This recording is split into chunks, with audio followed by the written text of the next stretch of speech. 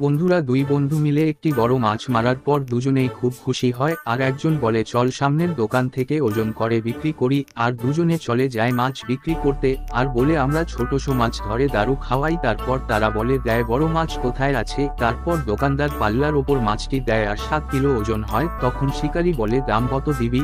ওস্তাদ বলে আমি তো তোদের 500 টাকা কিলো দেব। আর শিকারী বলে 1000 টাকা কিলো হলে দিব। তখনই একটি ছেলে এসে বলে ওস্তাদ বড় মাছের দাম কত? ওস্তাদ বলে 2000 টাকা কিলো।